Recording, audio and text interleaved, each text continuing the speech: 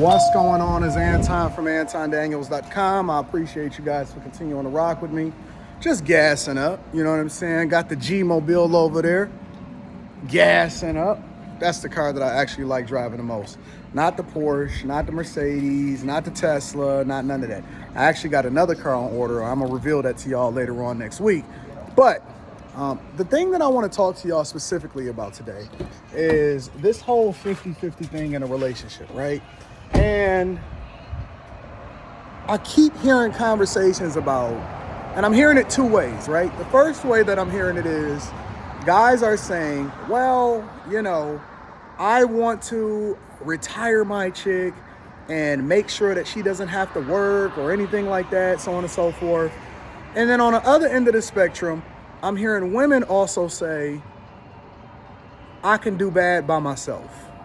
Well, to the second one where women are saying, I can do bad by myself, let them do bad by themselves. Because I've never seen a person that has an opportunity to get a partner. And when I say partner, I'm using that term loosely because I know that y'all like to say partnerships and all of this other type of stuff, right? But you're not actually speaking to the dynamics of what it takes in order to be in a successful marriage or a successful relationship. But let's just use the word partner in order to substantiate our argument, right? I've never seen anybody that wants a partner, and I'm not even just talking about from a relationship perspective, I'm talking about business, the whole 9 yards. I've never seen anybody that didn't want a partner to take a portion of the burden off of them in order for them to be able to live a better lifestyle. Who does that? Who would prefer to actually be by themselves instead of having somebody to help support them, not only in the finances and resources, because that's the main thing that we're talking about, but also in the ability to be able to raise a child? Did you forget about that aspect of it? A lot of people think that we live in the 1800s. You think that we live in a time where women didn't have the option to be able to work. You think that we live in a time where we were on a farm. You think that we live in a time where there was a true patriarchy and men ruled the world. Well, since we've advanced the world to the point that it is now women have the ability to do some of the jobs and leverage the technology, and we've civilized the world, and it's not a whole bunch of warring and a possibility of somebody completely coming over and burning down a village and a farm and all of that other type of stuff.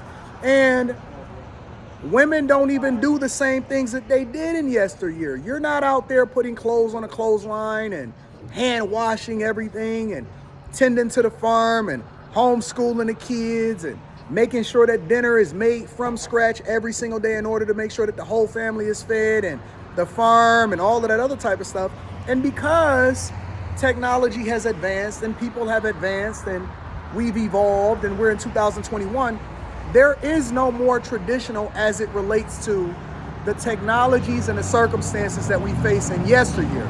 Instead, we've civilized the world, and you've leveraged feminism in order to be able to contribute into what is happening in society. So what happened from a financial perspective is we've had artificial inflation, meaning not just inflation as it relates to the federal government printing more money and the value of money actually being devalued, but also our lifestyles, because we are in a competition, and the value of stuff is also based off of our belief in it and what we are willing to pay for it. So if everybody wants to live in California and everybody moves to California, the price of California real estate is going to go up. And so that's artificial inflation because people are willing to pay more in order to live over there in a state where it practically never rains or it never snows. You understand what I'm saying? So in order to be able to do that, people have to make more money. And you have more people in the workforce, you have more competition, you have these cities needing to sustain it, infrastructure and all of that. And so it costs more in order to maintain a lifestyle that we want to live in this modern society. Well, guess what? You are a part of the workforce. You are a part of the competition. Men are competing against you for the same jobs, especially when it comes to this whole diversity, equity, and inclusion, because you're a double minority all of a sudden. And so as a result, now you have to contribute into the household. Everybody is not a millionaire. Everybody is not a billionaire.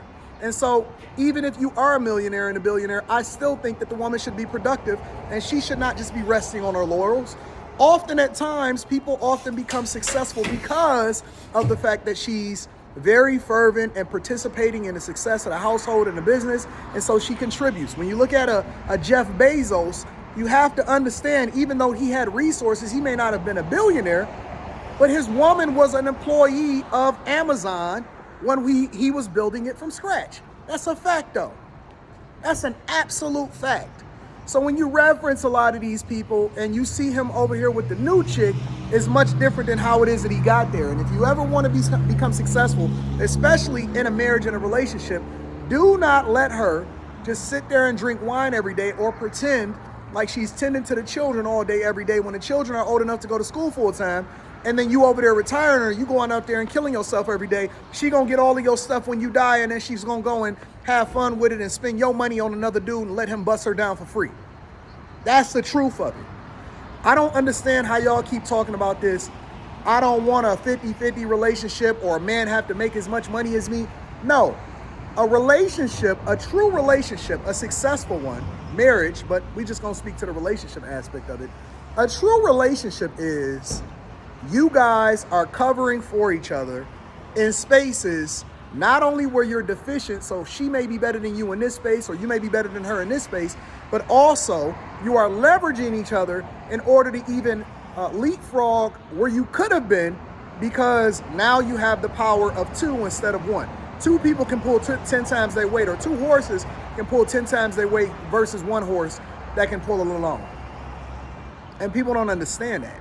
And so when you get with these women, you need to get with these women that add value into your life, not just one that looks pretty. Fellas, this is for you, and then ladies, I'm gonna speak to you shortly thereafter. Fellas, get with a woman that can somehow, some way, and it's all going to be tailor-made based off of your lifestyle and circumstances and whatever it is that your vision is. Before you even have a woman or be open to a woman coming into your lifestyle, you gotta have a vision for where it is that you're going. So if you don't even have yourself together, and I'm not even talking about financially, but I'm talking about mentally as to where it is that you're going, because it's okay to get in a relationship when you don't have resources, but you got to be able to give her a vision, because if she's coming in there aimlessly looking to leverage what it is that you're building in order to retire herself, that's not going to work. That's not going to be fruitful for you, fam. So put that chick to work. Long story short, what I'm telling you, ladies, stop having this conversation talking about, I want to get with a man and I don't want to work and I want to just be a full-time mother. Nonsense. Them days is over. I don't know if you understand the times that we living in, but we living in times where it takes practically two people, and most of the people, and this is a statistical fact, but most people that even make six figures, listen, 250 is the new 100,000.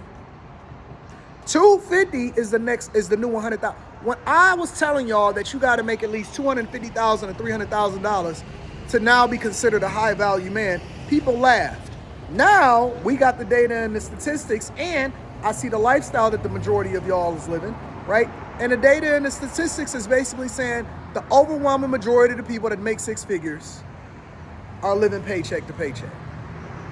And instead of y'all starting to pay attention to what it is that we need to be doing in order to level up so that you can then not have your son or your daughter have generational curses, and they don't have to necessarily beg Biden or whoever the next president is for student loan forgiveness, you want to still have these stupid conversations based off of standards from yesteryear.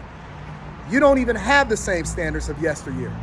And so you have to think of yourself a little bit differently if you want to be successful in a relationship and you actually want to have a more fruitful, fulfilling life, instead of being by yourself when it's the wintertime and you know you're going to get laid off because robots is coming to replace you, and you're not even going to have a job. You over there striking on unemployment when you could have had somebody to back you up and have your back. But instead, you wanted to be haughty and have higher expectations than whatever it is that you deserve. Get yourself together, get a different mindset, and then you're going to be successful in your relationship. I'm out.